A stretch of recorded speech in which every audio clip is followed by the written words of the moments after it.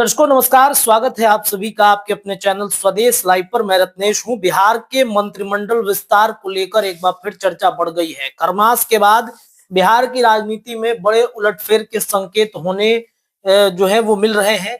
Cabinet का विस्तार होना है और कैबिनेट के विस्तार में जो मंत्रियों को शामिल करना है, उन मंत्रियों के नाम लगभग लगभग फाइनल हो चुके हैं। देखिए, नितिन नवीन अभी हाल ही में बीजेपी के राष्ट्रीय कार्यकारी अध्यक्ष बने हैं। नितिन नवीन के पास बिहार सरकार में 2 मंत्री था।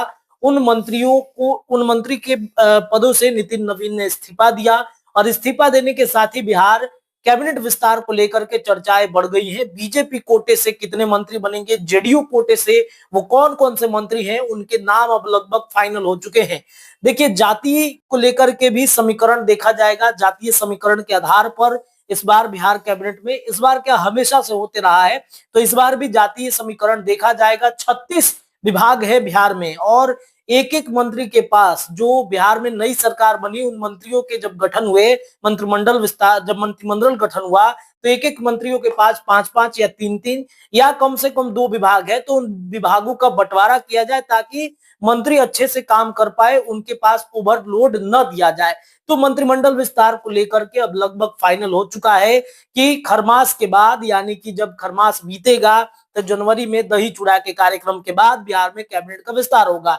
6 मंत्री भारतीय जनता पार्टी से कौन कौन होंगे, सबसे पहले आप जान लीजिए। मंत्री पद में, माफ कीजिएगा, 5 हैं, 6 नहीं है। बीजेपी कोटे से 5 मंत्री हैं, जिसमें सबसे पहले नाम आता है नीतीश मिश्रा का। पूर्व में भी बिहार सरकार में ये मंत्री रह चुके हैं, उद्योग विभाग की जिम्मेदारी थी, लेकिन नई सरकार बनी तो इनसे मंत्रिमंडल छिन गया और झंझारपुर से 5वीं बार ये विधायक बने हैं, तो इनके नाम की चर्चा है। दूसरे तरफ संजीव चौरसिया हैं, पटना के दीघा विधानसभा क्षेत्र से ये आते हैं और काफी मजबूत नेताओं में से एक माने जाते हैं, तो संजीव चौरसिया को मंत्रिमंडल में जगह मिल सकती है। संजय मयूख, जी हाँ, अमित शाह के बेहद करीबी हैं संजय मयूख, और संजय मयूख एमएलसी हैं, इनको एक बार मंत्रिमंडल में शामिल किया जा सकता है। कायस्थ जाति से ये आते हैं और संजय मयूख शीर्ष नेतृत्व के काफी करीबी माने जाते हैं। और जो नीतीश मिश्रा है वो ब्राह्मण है, संजीव चौरसिया हैं, वो आपको बताए कि बिहार भाजपा के बड़े नेताओं में गिने जाते हैं। रजनीश कुमार बेगूसराय के तेघड़ा से विधायक है। रजनीश चार्टेड अकाउंटेंट थे और आरएसएस से जुड़े हुए हैं। 5वें नंबर पर आते हैं नीरज कुमार बबलू। राजपूत जाति से आने वाले नीरज कुमार बबलू को मंत्री पद पर काम करने का अनुभव है। ये सुशांत सिंह राजपूत के भाई भी हैं।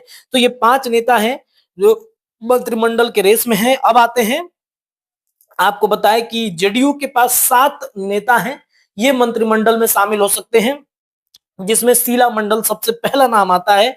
पहले परिवहन मंत्री ये रह चुकी हैं, पोस्ट ग्रेजुएट तक पढ़ी हैं, मधुबनी के फुलपरास विधानसभा क्षेत्र से विधायक है।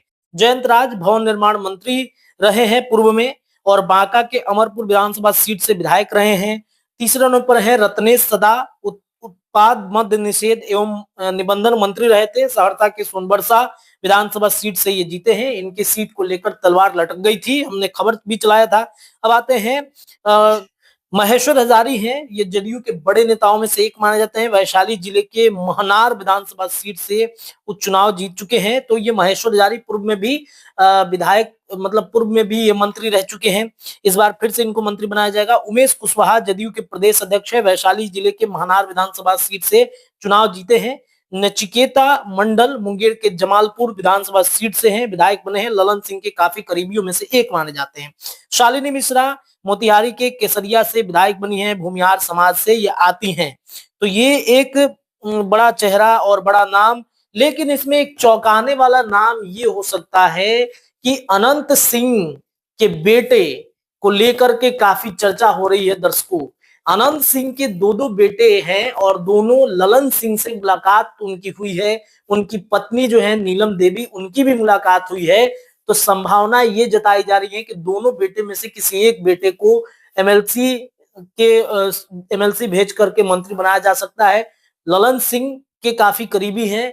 अनंत सिंह के रिहाई को लेकर के भी चर्चा हो रही है। संभावना ये है कि अगर अनंत सिंह बनते हैं मंत्री तो ठीक, नहीं तो फिर अनंत सिंह के दोनों बेटों में से किसी एक को मंत्री बनाया जा सकता है एमएलसी भेजकर। ये देखना होगा, ये चौंकाने वाला नाम हो सकता है। हालांकि राजनीति में क्या कुछ होता है ये देखना बड़ा दिलचस्प होगा। लेकिन आज मंत्रिमंडल विस्तार को लेकर मैंने ये खबर बताया।